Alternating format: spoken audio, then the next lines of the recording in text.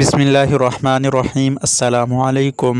محرم الحرام کے اہم واقعات اور حضرت امام حسین رضی اللہ عنہ کی شہادت تک کے کچھ واقعات ہم نے آپ لوگوں کے سامنے بیان کر دیے ہیں۔ آج قاتلان حسین کا عبرتناک انجام آپ لوگوں کے سامنے بیان کرتے ہیں۔ قاتلان حسین کا عبرتناک انجام۔ جس وقت حضرت حسین رضی اللہ عنہ پیاس سے مجبور ہو کر دریائے فرات پر پہنچے اور پانی پینا چاہتے تھے کہ کمبخت حسین بن نمیر نے تیر مارا جو آپ کے دہن مبارک پر لگا۔ اس وقت آپ کی زبان سے بے ساختہ بد دعا نکلی کہ یا اللہ، رسول اللہ کی بیٹی کے فرزند کے ساتھ جو کچھ کیا جا رہا ہے میں اس کا شکوہ آپ ہی سے کرتا ہوں۔ یا اللہ، ان کو چن چن کر قتل کر ان کے ٹکڑے ٹکڑے فرما دے، ان میں سے کسی کو باقی نہ چھوڑ۔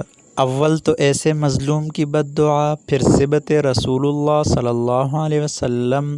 اس کی دعا کی قبولیت میں کیا شبہ تھا؟ دعا قبول ہوئی اور آخرت سے پہلے دنیا ہی میں ایک ایک کر کے بری طرح مارے گئے۔ امام زہری فرماتے ہیں کہ جو لوگ قتل حسین میں شریک تھے ان میں سے ایک بھی نہیں بچا جس کو آخرت سے پہلے دنیا میں سزا نہ ملی ہو۔ کوئی قتل کیا گیا، کسی کا چہرہ سخت سیاہ ہو گیا یا مسخ ہو گیا، یا چند ہی روز میں ملک سلطنت چھن گئے، اور ظاہر ہے کہ یہ ان کے اعمال کی اصلی سزا نہیں بلکہ اس کا ایک نمونہ ہے جو لوگوں کی عبرت کے لیے دنیا میں دکھا دیا گیا ہے۔ قاتل حسین رضی اللہ عنہ اندھا ہو گیا۔ صبت ابن جوزی رحمۃ اللہ علیہ نے روایت کیا ہے کہ ایک بوڑھا آدمی حضرت حسین رضی اللہ عنہ کے قتل میں شریک تھا۔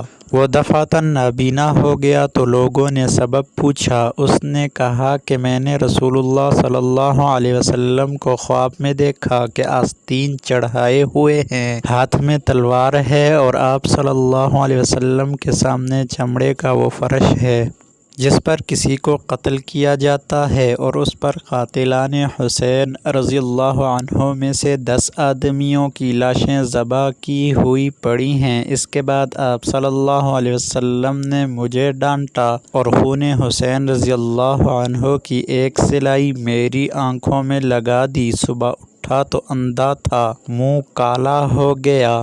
نیز ابن جوزی نے نقل کیا ہے کہ جس شخص نے حضرت حسین رضی اللہ عنہ کے سر مبارک کو اپنے گھوڑے کی گردن میں لٹکایا تھا، اس کے بعد اسے دیکھا گیا کہ اس کا منہ کالا تارکول کی طرح ہو گیا ہے۔ لوگوں نے پوچھا کہ تم سارے عرب میں خوش رو آدمی تھے، تمہیں کیا ہوا؟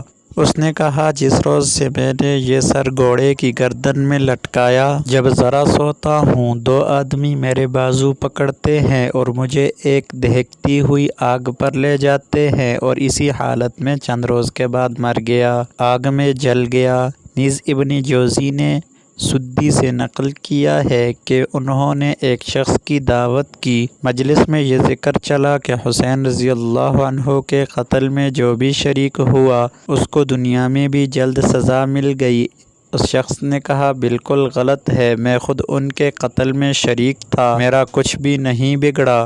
یہ شخص مجلس سے اٹھ کر گھر گیا، جاتے ہی چراغ کی بتی درست کرتے ہوئے اس کے کپڑوں میں آگ لگ گئی اور وہیں جل بن کر رہ گیا۔ سدی کہتے ہیں کہ میں نے خود اس کو صبح دیکھا تو کوئلہ ہو چکا تھا۔ آج یہ کچھ واقعات ہم نے بیان کر دیے ہیں، آئندہ اور بھی واقعات آپ لوگوں کے سامنے بیان کریں گے۔